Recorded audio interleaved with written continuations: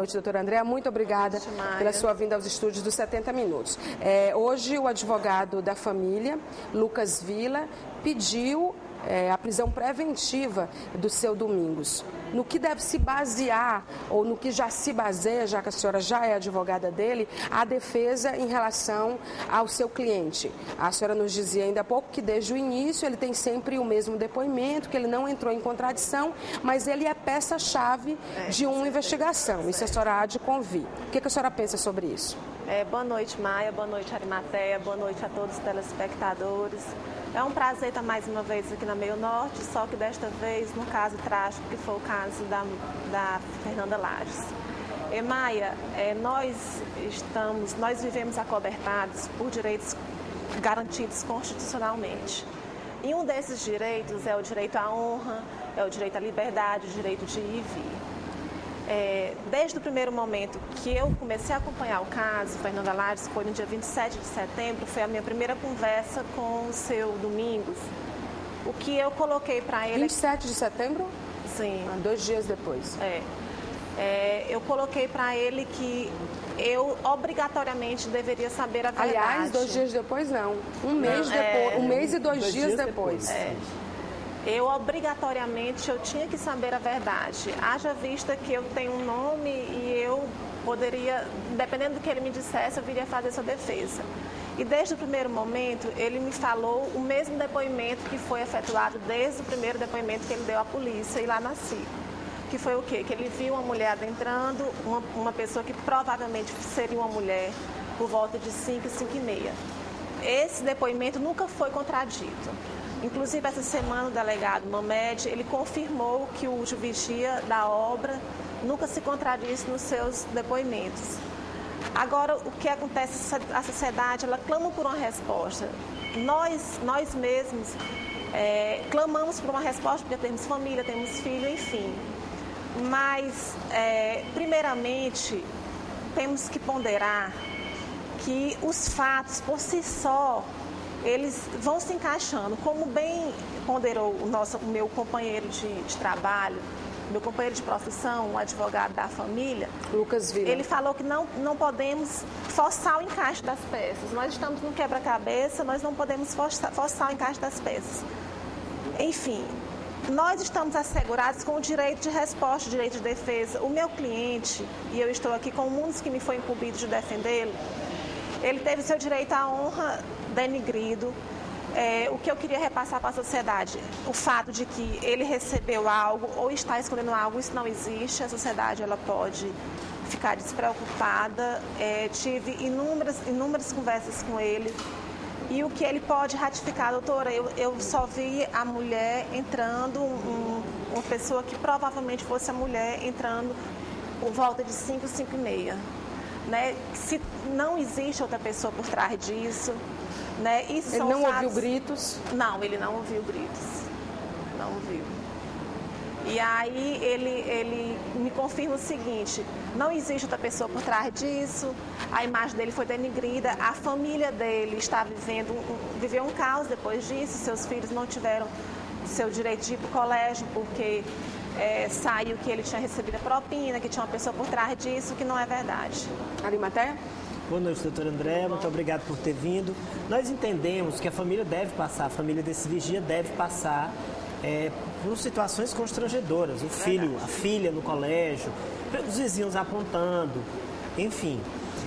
Eu gostaria que a senhora reafirmasse. A senhora disse que só aceitou defendê-lo diante do compromisso dele de falar a verdade, de não mentir.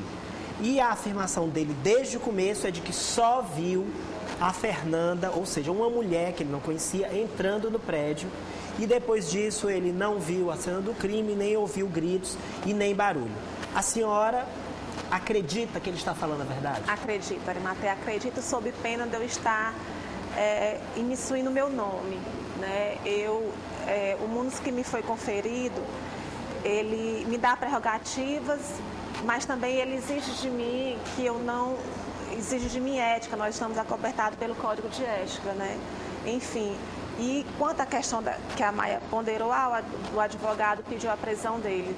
Nós não temos receio disso, porque nós estamos abertos a qualquer tipo de investigação, a fatos. Inclusive, agora à tarde, o meu cliente estava na CICO, dando um novo depoimento, não pude acompanhá-lo porque tinha vindo para cá, mas não temos mais nada... Mais um depoimento, já foram quantos ao todo?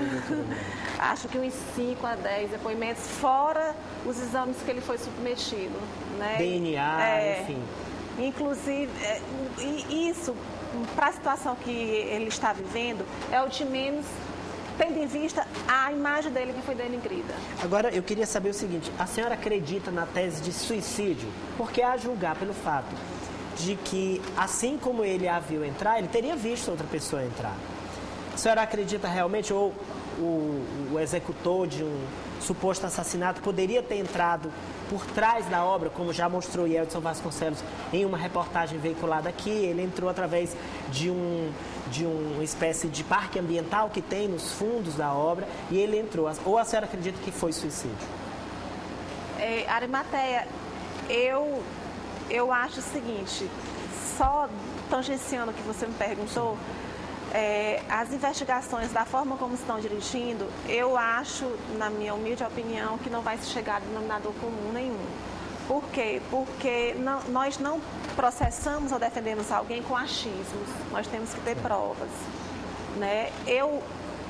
Pela convicção que eu tive do depoimento do meu cliente, né, eu acho que foi suicídio.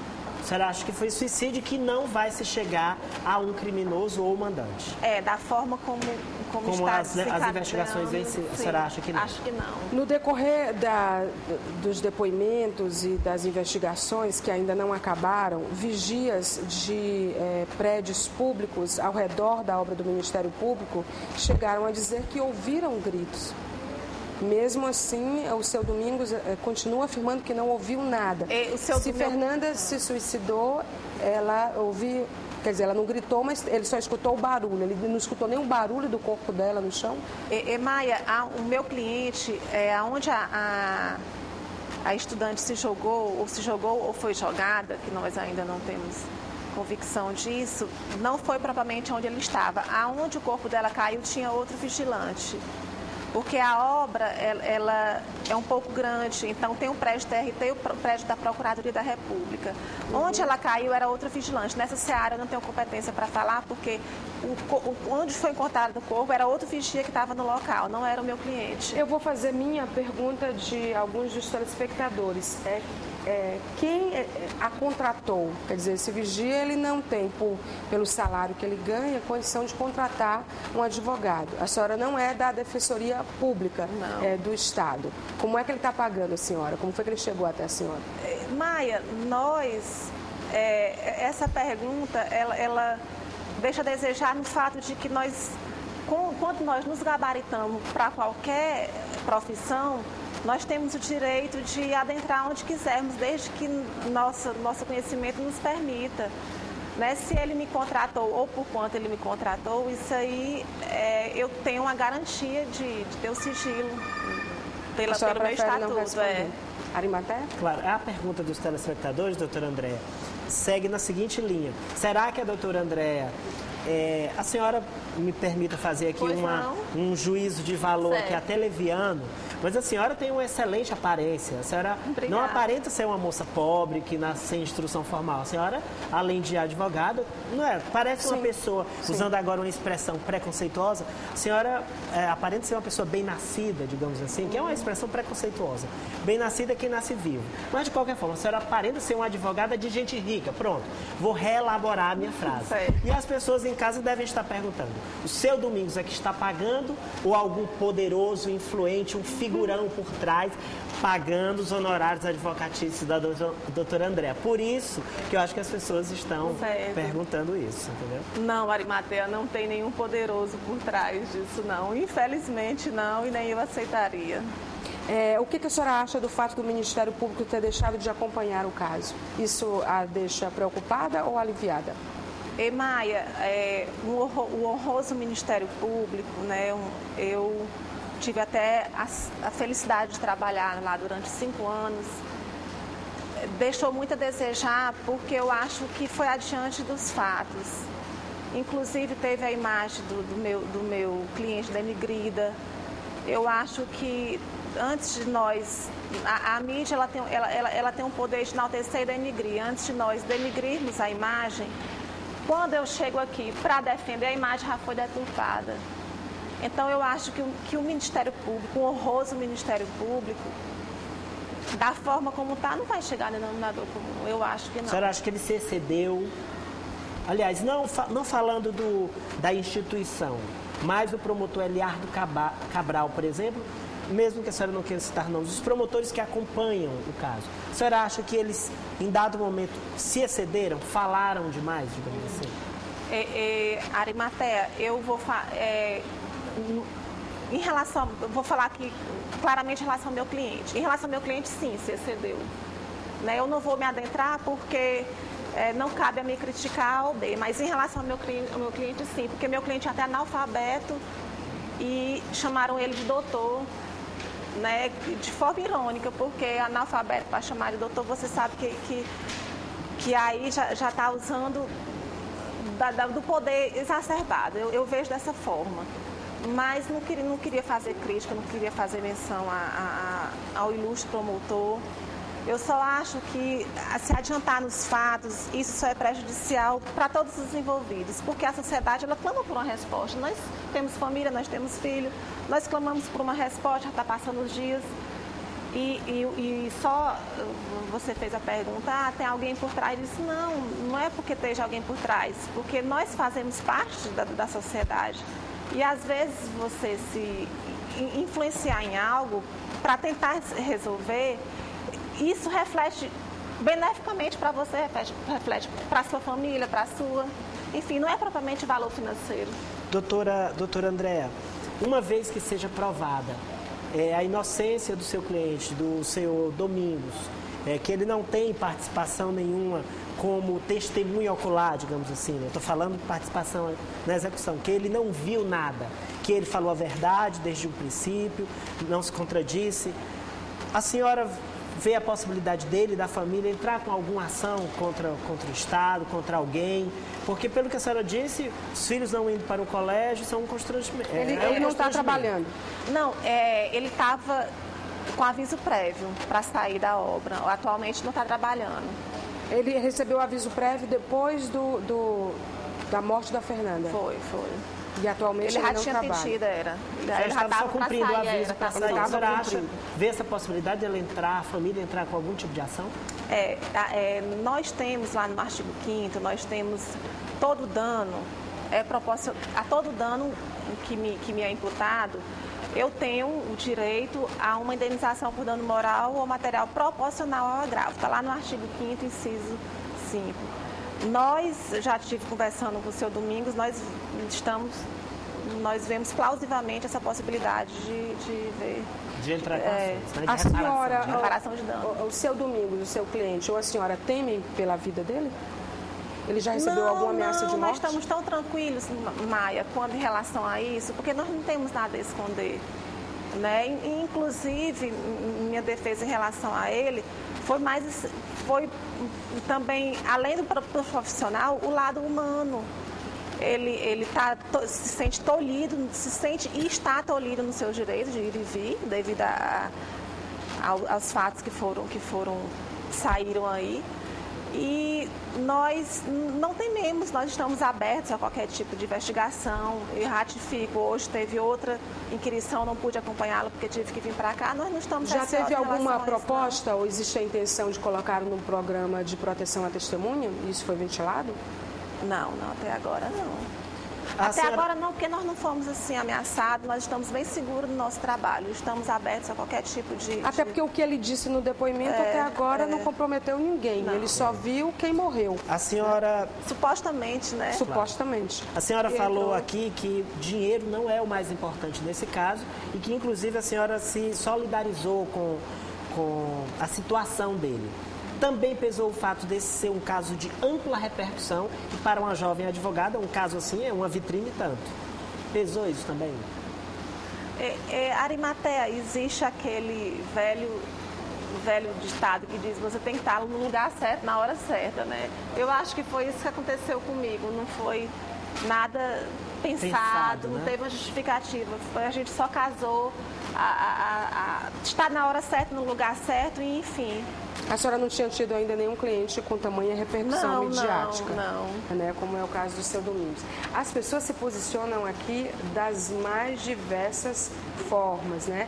A pergunta realmente que é a mais comum, entre as muitas, você está vendo aqui junto comigo, é a questão do quem a contratou, que a senhora já respondeu, e que o vigia não teria condição, ainda mais agora desempregado, de pagar uma advogada. E aí um telespectador pergunta, se ele era vigia da obra, como viu alguém entrar e não foi procurar saber quem era? E quem é vigia deveria fazer isso. A senhora questionou isso ao eu ia seu até comentar Domingos? sobre isso, abordei sim. É a pergunta que não quer calar. Ele era vigia, ele tinha a obrigação de... ele não estava armado, ele não era vigia armado. E na obra não tinha nada que pudesse ser produto de furto. E o que ele me relatou foi assim, eu não estava armado, doutora. Quando eu vi que era provavelmente uma mulher, e que não tinha nada que pudesse ser furtado no local da entrada, eu não me dirigi até ela. Infelizmente, acho que foi o erro, né? Porque no caso de negligência dele, ele ter sido negligente nesse aspecto, não quer dizer que ele esteja escondendo alguma coisa, ele apenas foi negligente nesse aspecto. Aliás, o Ministério Público de contratar uma empresa de segurança que contrata um vigia que não está armado, analfabeto, não é preconceituoso o que eu estou falando. Eu digo é porque tem certas funções estratégicas, ainda mais em prédios do tamanho que é a obra do Ministério Público e da importância que é o Ministério Público, exige qualificação. A senhora concorda? Doutora, Desculpe, sim, responda, por favor. Maia, concordo, mas isso aí não faz parte da minha defesa, porque o fato é que ele estava lá, né? E foi negligente. Maia, eu queria saber se, obviamente, desde que a senhora começou a defendê-lo, vocês já tiveram várias conversas, como a senhora mesma disse aqui, conversas francas, que foi o compromisso dele só falar a verdade que fez com que a senhora o defendesse. Ele já tinha visto, se uma mulher entrou e ele resolveu não abordar, mesmo sob a alegação de que ele não estava armado, já estava de aviso prévio, ele já havia visto outras pessoas entrando na obra em dias anteriores? Não. Ele já lhe relatou se já tinha visto alguma mulher, algum homem anteriormente? Isso foi questionado por mim, não. Foi a primeira vez, ele nunca tinha visto ninguém entrando na obra. Inclusive, eu até perguntei se ele dormia. Ele disse, todo vigia dorme, foi essa a resposta que ele me deu. Porque ele me disse que nunca viu ninguém entrar. Mas ele não estava dormindo, ele viu ela entrando, né? Estou falando no caso geral. Certo, porque... ok. A minha bateria aqui, infelizmente, acabou, mas eu li boa parte das perguntas. Uma delas, a senhora não está vindo aqui porque o nosso auxiliar foi carregar a bateria do celular, que caiu exatamente agora, com a quantidade de perguntas que tem. Eu também não estou acreditando. Mas uma das perguntas era, se ele é analfabeto, como foi que ele chegou até a senhora para contratá-la? Maia, eu até... Que tipo de informação ele teria para chegar? Ou a senhora que se ofereceu para ser advogada dele? Maia, eu vou ratificar mais uma vez. O munus que me é incumbido, por ser advogada, de defender... Eu tenho um munus de defender a quem quer que seja, desde que eu esteja engajada nisso. Eu sou advogada, tenho um munus... Isso aí não vai interferir na investigação. O que a gente está se propondo é abrir para novas perguntas, no caso de querer saber que foi que aconteceu com a Fernanda Lages, o porquê que eu fui contratada, como ele me contratou. Isso aí eu sou acobertada pelo Estatuto de Ética. Né? Ok. O outro vigia também é uma peça-chave para se descobrir se foi assassinato, se foi suicídio, se foi assassinato, quantas pessoas estão envolvidas ou não. Qual é o contato que a senhora, como advogada de defesa do senhor Domingos, tem com a defesa do outro vigilante? Nenhuma. Vocês elaboraram uma defesa conjunta? Não, vocês chegaram a se reunir? Não tenho nenhum contato. O meu contato pessoal com o meu cliente, minha defesa Outro vigia também tem advogado? Não sei lhe informar, Maia. Não tem essa informação. Bom, haja visto que a nossa bateria não chegou a tempo, mas eu acho que boa parte das perguntas foram contempladas aqui, né, com a doutora Andréa Fecchini, que nós entrevistamos. Ela é advogada do seu Domingos Pereira, hoje desempregado, cujos filhos não estão indo para a escola. Peça-chave na investigação da morte de Fernanda Lages. Ela foi contratada ou chamada ou se ofereceu, cuja informação ela disse que é direito dela não revelar, exatamente 1 mês e 2 dias depois, né, do suposto assassinato de Fernanda, se é que ela não cometeu suicídio. Isso continua, né, sendo ventilado por todos, inclusive é uma das teses da doutora Andréa aqui nos nossos estúdios, e essa foi a entrevista com ela. Eu queria agradecer por a senhora ter vindo aos estúdios do